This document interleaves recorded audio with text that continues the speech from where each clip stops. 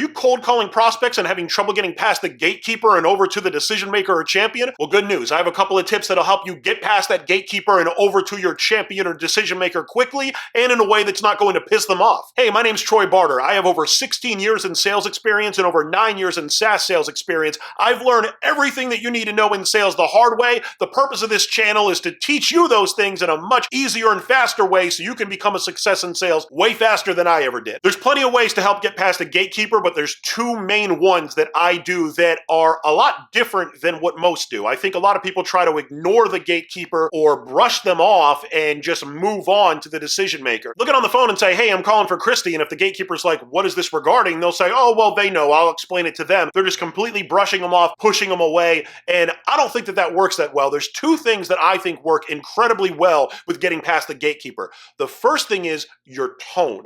What I noticed when I was working outbound and inbound at the same time, I had a really easy time getting past the gatekeeper anytime that it was an inbound lead. And I checked with my peers, and it was kind of the same thing. It was really easy for them whenever it was an inbound. It wasn't because the gatekeeper knew that the decision maker submitted an inbound. It's because of our attitude. We acted like we belonged. We were positive. We were assumptive in our tone. It just sounded like we were going to get past them. We knew that it was going to happen. Sales is a transference of certainty. If you're certain that you belong on the phone and that you should get moved over to that decision maker or champion, they're going to move you over there. Sound assumptive. Sound like you belong. Be confident that that gatekeeper is going to let you talk to that champion or decision maker, and more than likely they're going to. If you sound like you might not belong on the phone, if you sound like you're not sure if they're available, they're going to know that. They're going to hear that in your tone and they're going to shut it down. And if that doesn't work, if I can't quickly move past the gatekeeper, the next thing that I do is I treat the gatekeeper like they're the owner. Psychology of sales. Put yourself in the shoes of the person that you're talking to. Do you know a gatekeeper? Do you know someone that's maybe an office manager? How do they view themselves in the business? Do they think that they play a minor role? Or do they think that the whole place would fall apart if they called in sick for a day? Do they believe that they're the glue that holds the entire thing together? Exactly, they do. And they have people cold calling them over and over again throughout the day trying to get past,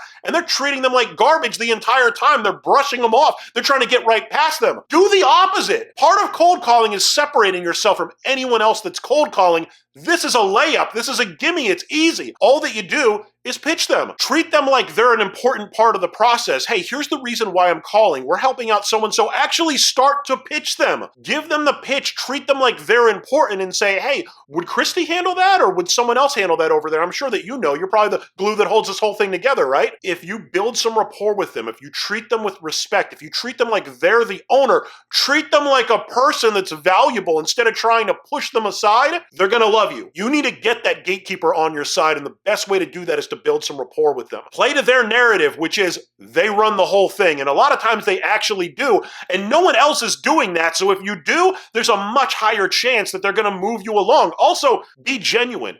Don't BS them. Sound like you actually care, because you should actually care about everyone in the business that you're selling. These are just two of a billion different ways that you can get past the gatekeeper, but they have worked incredibly well for me in my 16 years in sales, and I think they'll work really well for you as well. If you try either of these and they work, reach out for me, comment, and if you thought this video was helpful, please like the video, please share it, please subscribe to the channel. I'm going to make sure that I'm putting out more and more content week in and week out, multiple times a week whenever I can.